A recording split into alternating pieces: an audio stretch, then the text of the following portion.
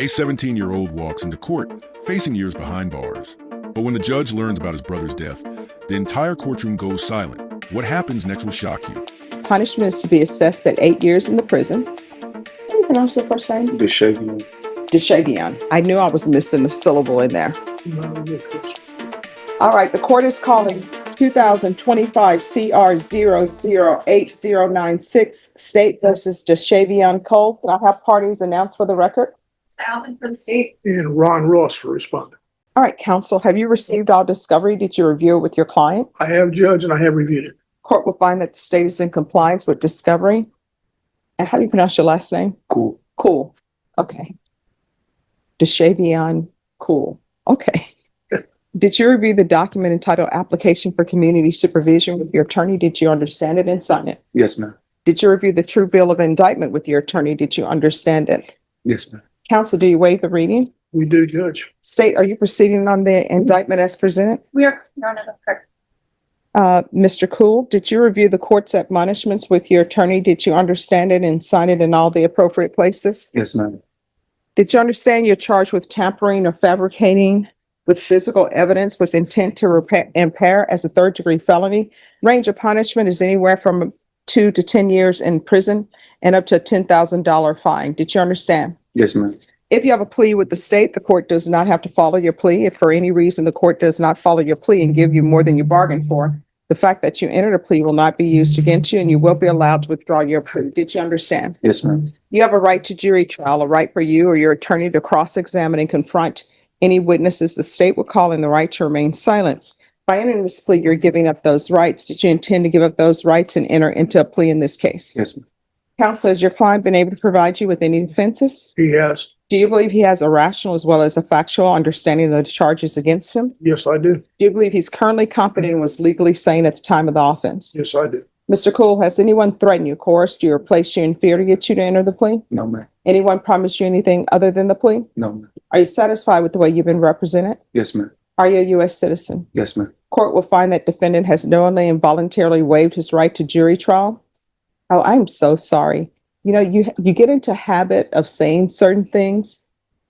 So, not that you're a U.S. citizen, but if you're not a U.S. citizen, by entering this plea, you could be deported, denied naturalization, or re-entry into the country. Do you understand? Yes, ma'am. Court will find that defendant has knowingly and voluntarily waived his right to jury trial. Did you review the plea bargain page with your attorney? Did you understand it? Yes, ma'am. According to the plea, punishment is to be assessed at 8 months. 8 A year. years. I'm sorry, just 1 second. Mhm.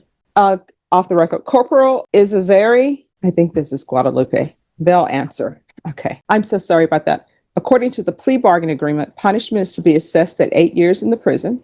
There's a $1,500 fine. There's no application for deferred adjudication.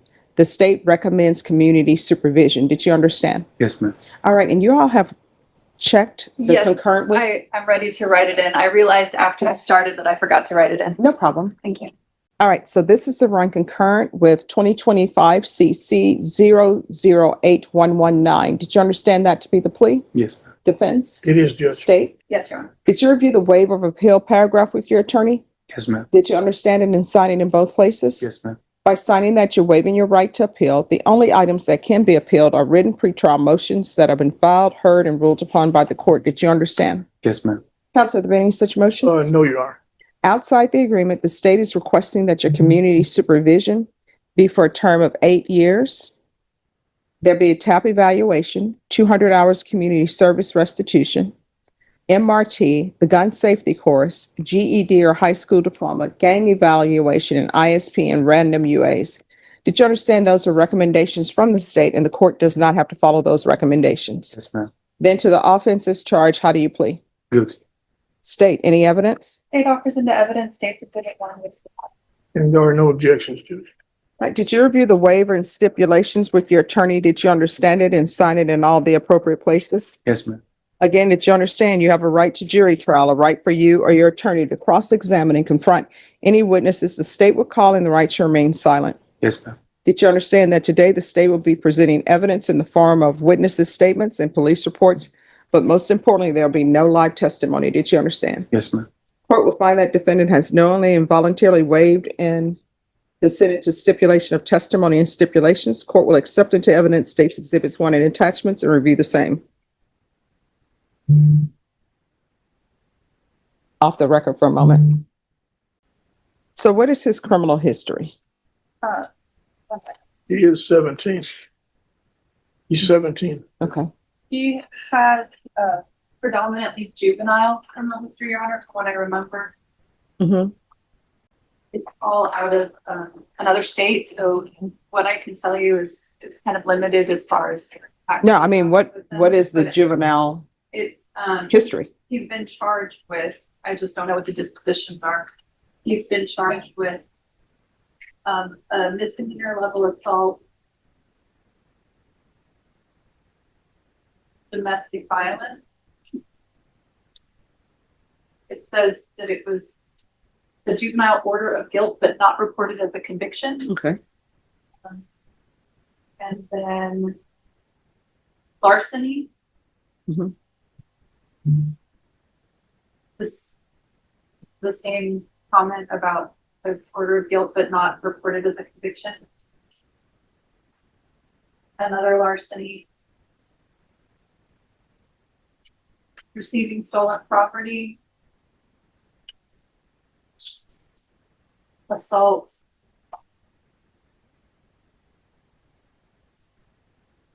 Another assault.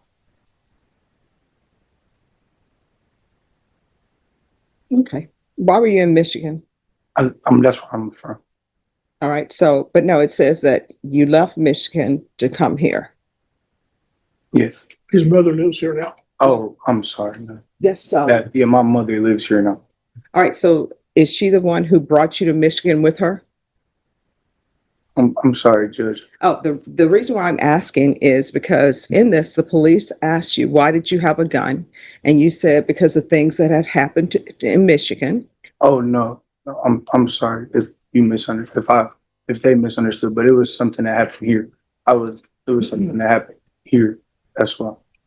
So, May I think I understand a little bit about the background. If I understand correctly, correct me if I'm wrong. He was shot and Yeah. then he was sent to Michigan where I think his father lives or a family member lives to. No, I was shot last year, like after moving here. I lived in Michigan my whole life. so in Michigan, who lived with you in Michigan? My father.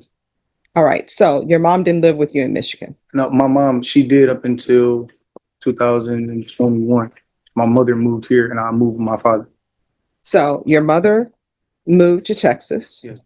And you stayed in Michigan with your father? Yes, ma'am. So why did you leave Michigan? I left Michigan to move here. My mother and my father recently just passed away. No, but I mean before that, because in here, there's a statement from your father to the police saying that you didn't want to follow his rules in Michigan. That's what it says in the police report. I left Michigan because my mother, if she was here, she would tell you, but my mother, she didn't feel that my father was fit to like take care of me. All right. He's saying that you left because you didn't want to follow his rules. Off the record for a moment. Christine, do you want to, your client is on Zoom. Do you want to meet with her in a breakout room? No, that's not. All right. So just give us a moment and we'll be right with you. We're just finishing up a hearing. All right. I'm just reading what's in the police Yes, report. ma'am. So what's in the police report is your father is saying that he had previously lost another child by accidentally driving and hitting them. No, And then, I'm sorry, go ahead. that was my mother. That was my little sister on my mother's side. All right, then this police report is all wrong. Yeah, I'm sorry, Judge. No. It's hard to understand. No, I mean, then the police report isn't written correctly because I'm just reading what is in the police report. And I'm trying to figure out why would you have a gun in your bedroom at your mom's house? Yeah, that's because, I'm sorry. No, go ahead. That's because last year, after moving from Michigan, I was shot recently here, not in Michigan, here. And what happened in that case? I was walking outside my house, like people were shooting at each other. I was caught in the crossfire. So do you have gang affiliation? No, man. All right. So, and what's with all this juvenile stuff? That was me being a young, dumb kid. I mean, well, it seems like you're still doing that because I still don't understand why you have a gun in your house. Did you tell your mom there was a gun in the house? No. And then your brother gets shot with the gun and you're trying to cover it up. Then your mom ends up getting arrested. And I understand tensions run high, her child's been shot, Yes, but you're just bringing chaos to your house. yes, ma'am. I understand. How far did you go in school? To the 10th grade. All right, But- why? Oh, because like those juvenile cases, I was in school in juvenile. So like out of juvenile school, like 10th grade, but I'm really in the 12th grade right now. Well, I mean, by age, you may be in 12th No, grade. I'm talking but about credit work. okay. But sometimes by knowledge, not 12th grade. So before you were taken into custody, were you in school? No, ma'am, Why not? because the school year was ending, and I just moved here. So my mom and we were moving like a lot of places, so we were trying to find out which school would be best for me. All right, why are you all moving in a lot of places? Because I'm sorry, but I had recently, like I said, I had got shot. So we were moving away from there. Cause I was going to start school and then I got shot. My mom didn't want me like around cause the area we were in was not a good area. So we moved and it was a school right by my house. And I actually was starting to go. All right, in your 17 years, you have done nothing with your life but cause chaos, confusion, and hurt. Going in and out of juvenile detention. For what reason? Who knows? What reason is it? We will find out. Why won't you do what's right? Why won't you follow the law? It's not that, ma'am. It's just I mean, no, it As- is that. as I got older, I realized like I understand like severity of this case right now. Like I think about it every day. But like I was trying to change my life for the better. Like all that juvenile stuff, like it's been years. Like that was years Well, I ago. don't even understand why you were doing juvenile stuff. I don't understand that. Life is simple. You go to school, get your education. Yes, ma'am. Unless you're saying your mom is a bad mom, I don't know. I'm not in your household. So then it's you. Why won't you follow rules? And why are you out here tattooing? And what is that? A bag with money on it? Yes, ma'am. What's that supposed to mean? It's just I just like the tattoo. It's not that tattoo has not been done well. And let me just tell you, everybody out here with all of these tattoos, that's fine.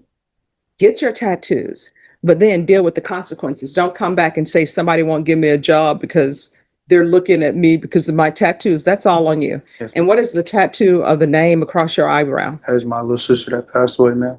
All right. So why put it above your eye? I was young when I got the tattoo. I How felt old? like I was 15 at the time. All right. So you're 15 years old. Who is letting you get a tattoo? Your mom? No, I didn't live. That's when I lived with my father. Your father said, That's why- your father took you to the tattoo shop and allowed you to have a tattoo? No, ma'am. So you're not obeying anybody's rules. You're just doing what you want to do, acting as though you're an adult. Have you ever had employment? Yes, ma'am. Doing what? I worked here. Actually, it was a month before I got locked up. I worked for Zenith Promotions. We worked for a project called the Parker Project. We help families with kids with cancer. We raise money for them and stuff like that. So to go like tell family pay for like transportation, food, housing, stuff. How are like you that. raising money? It's like donate, like it's community funded basically. Like like you see those people that stand outside of the stores like Walmart and stuff. Mhm. And we got like waivers. Let me just tell you, if I place you on probation, that's going to be something that you do in your spare time. That's not going to be your employment. Yes, I understand.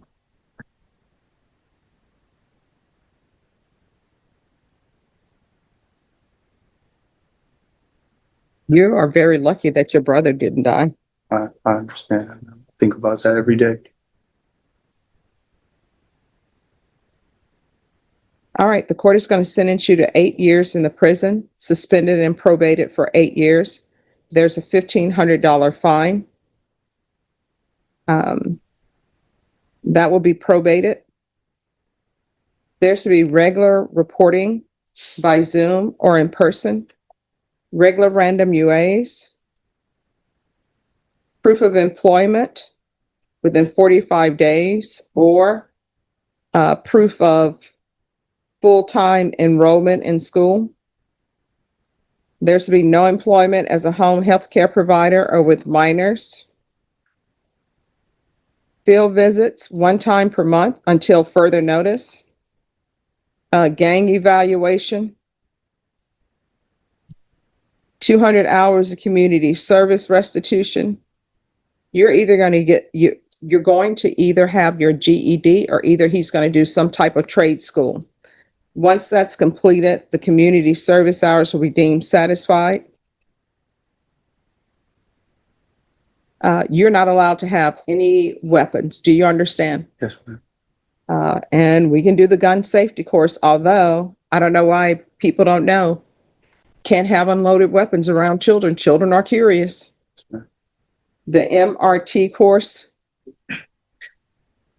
And this is to run concurrent with 2025 CC 008119. And we can do a TAP evaluation out of custody, follow recommendations. Have you ever had any type of mental health treatment or? Yes. You have? Yes. Have you ever been diagnosed? Yes, ma'am. All right. So we're going to do a MIC evaluation that can be out of custody and a referral for Center for Healthcare Services. Probation. Is there anything else? Is there anything else you need from the court to be successful? Did you review the document entitled Trial Court Certification of Defendant's Rights to Appeal with your attorney? Did you understand it and sign it? Yes, ma'am. Because this is a plea bargain agreement, because I followed your plea bargain agreement, and because you waive your right to appeal, you do not have the court's permission to appeal. Because this is a felony conviction, you're not allowed to own or possess any weapons or ammunition. If you have a question over what a weapon or ammunition is, you'll need to speak to an attorney. Do you understand? Yes, ma'am. All right, we can go off the record. Here's the thing. I don't know everything that's happening in your life. I know a little bit. I've read the police report, and you're not on a good track. You're not on a good track for not ending up in somebody's prison for the rest of your life. That's the way you're moving through this world. And if you continue to move through this world like that, you know what's going to end up happening? You're going to be in prison. Somebody's going to be telling some sob story. You're going to probably end up getting sentenced to like 50 years for something. And then somebody's going to want to go do a GoFundMe for you. And then somebody's going to be saying, oh my gosh, it's so sad that he got 50 years.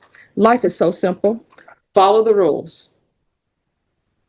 And what you're doing, it's not good trouble, right? You're not out there protesting for people to be able to eat wherever they want to eat. You're not out there a part of the Montgomery bus boycott. You're just out here doing stupid stuff. And life is so simple. Your ancestors died for you so you could be better, and you're not taking advantage of anything. School is free. You don't even have to pay for school. When my mom started school, guess what? Blacks only. They had the colored school of Shreveport, and that was for Black students.